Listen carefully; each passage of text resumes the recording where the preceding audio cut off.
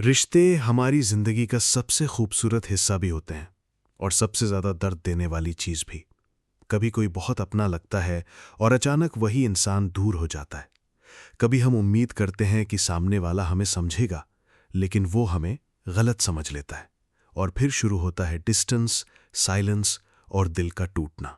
लेकिन अगर हम सच में समझना चाहें तो श्री कृष्ण हमें सिखाते हैं कि रिश्ते टूटते नहीं हैं, हम उन्हें तोड़ देते हैं।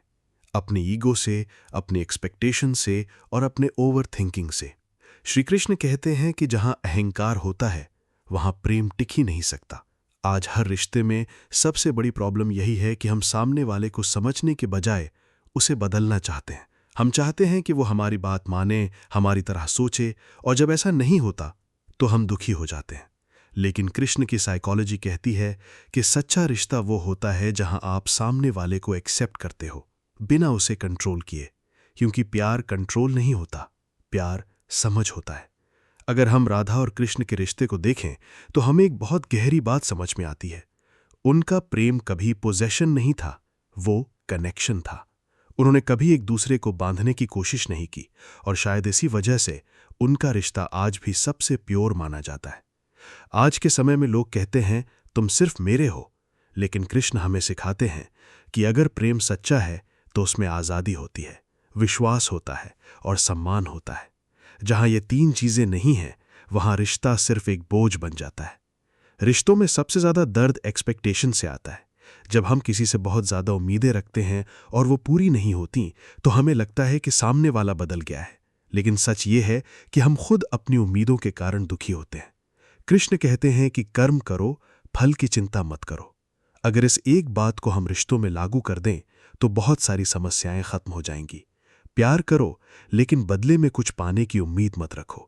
केयर करो, लेकिन रिटर्न की एक्सपेक्टेशन मत रखो, क्योंकि जब प्यार शर्तों पर होता है तो वो टूट जाता है, और जब बिना शर्त के होता है तो वो हमेशा रहता है। आज के रिश्तों में एक और बड़ी समस्या है कम्युनिकेशन की कमी। लोग बात नहीं करते, बस अज्यूम करते हैं। वो सोच लेते हैं कि सामने वाला ऐसा सोच रहा होगा, ऐसा महसूस कर रहा होगा, और फिर बिना सच्चाई जाने ही दूरियां बढ़ने लगती हैं। लेकिन जब अर्जुन कंफ्यूज था, तब कृष्ण ने उसे छोड़ नहीं दिया। उन्होंने उससे बात की, उसे समझाया, उसे क्लैरिटी दी।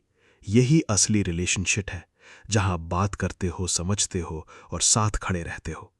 ईगो, ये एक ऐसा शब्द है जिसने न जाने कितने रिश्ते खत्म कर दिए हैं। मैं क्यों झुकूं, ये सोच हर जगह दिखाई देती है। लेकिन सच ये है कि जहां प्यार होता है वहां जीतने की जरूरत नहीं होती।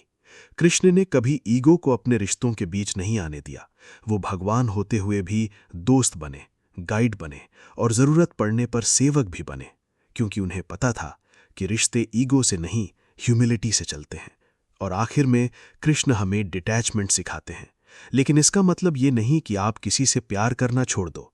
इसका मतलब ये है कि आप इमोशनली डिपेंडेंट मत बनो। आप किसी के साथ रहो, उसे प्यार करो, लेकिन अपनी पहचान मत खो, क्योंकि जब आप खुद को खो देते हो तो रिश्ता भी खो देते हो। कृष्ण हर रिश्ते में थे, लेकिन कभी किसी में बंधे नहीं थे। यही बैलेंस हमें सीखना है। तो अगर आप अपने रिश्तों को मजबूत बनाना चाहते हो तो बस इन बातों को याद रखो। ईगो को छोड़ो, एक्सपेक्टेशंस को कम करो, कम्युनिकेशन को बढ़ाओ और प्यार को आज़ाद रहने दो। क्योंकि रिश्ते परफेक्ट नहीं होते, उन्हें परफेक्ट बनाना पड़ता है। और अगर आपने ये समझ लिया तो आपकी जिंदगी के हर रिश्ते में शांति, समझ और सच्चा प्रेम आ जाएगा। जय श्री कृष्ण।